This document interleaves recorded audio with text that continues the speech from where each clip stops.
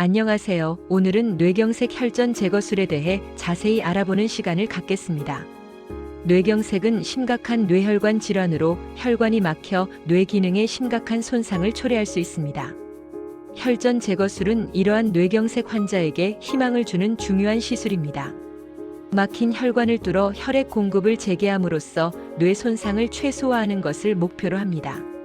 최근 뇌경색 혈전 제거술 관련 지침이 업데이트되면서 더 많은 환자들에게 치료의 기회가 열리게 되었습니다. 이 업데이트된 지침의 주요 내용과 그 의미에 대해 함께 살펴보겠습니다. 과거에는 뇌경색 증상 발생 후 6시간 이내에 혈전 제거술을 시행하는 것이 일반적인 관례였습니다.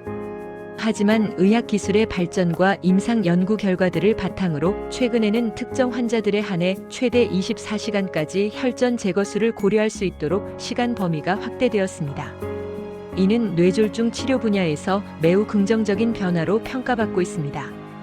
미국 심장협회 AHA와 뇌졸중협회 ASA의 업데이트된 가이드라인에서 이러한 변화를 확인할 수 있습니다.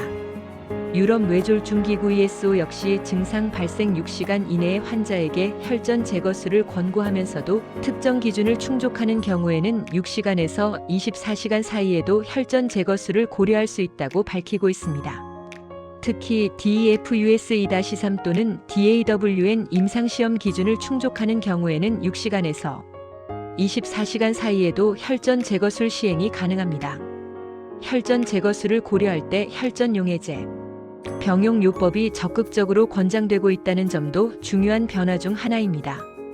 정맥 혈전 용해술 IVTPA 대상 환자는 가능한 한 빨리 정맥 혈전 용해술을 시작해야 합니다.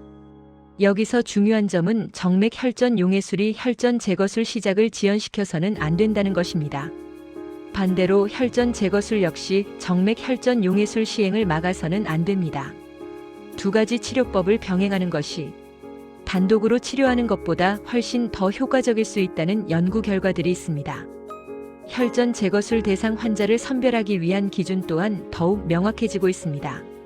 주요 선별 기준은 다음과 같습니다. 첫째, 뇌졸중 발병 전 수정된 랭킨 척도 MRS 점수가 0점에서 1점 사이여야 합니다. 둘째, 내경동맥 또는 중대 뇌동맥 M1 분절 폐쇄 환자여야 합니다. 셋째, 18세 이상이어야 합니다. 넷째, NIH 뇌졸중 척도 점수가 6점 이상이어야 합니다.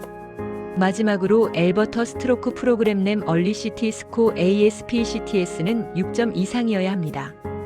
주목할 점은 80세 이상의 고령 환자에게도 혈전 제거술을 시행할 수 있다는 권고가 있다는 것입니다.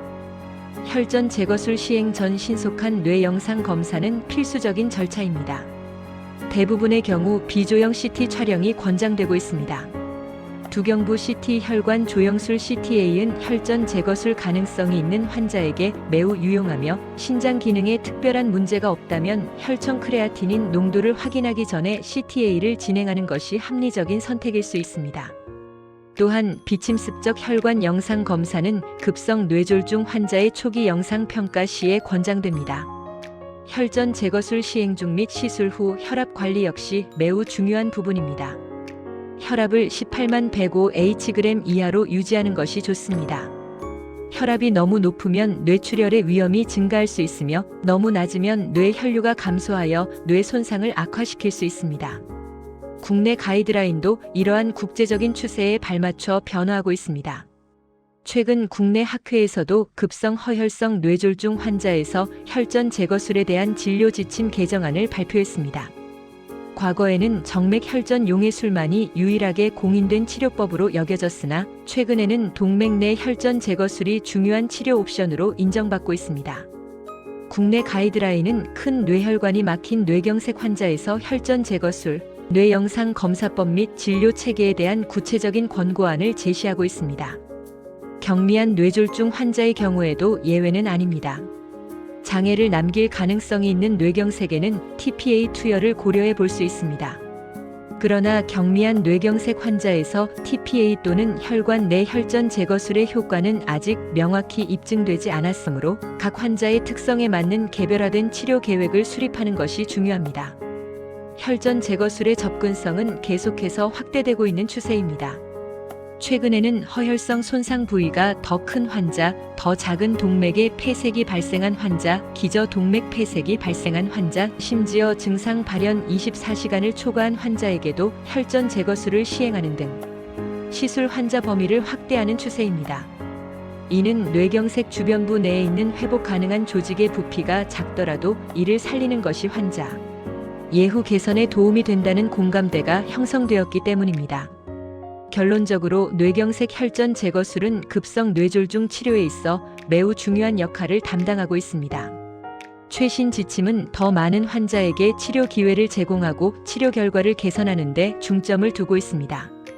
혈전 제거술의 시간 범위 확대, 혈전 용해제 병용 요법 권장, 환자 선별 기준, 명확화 등은 뇌졸중 치료의 패러다임을 혁신적으로 변화시키고 있습니다.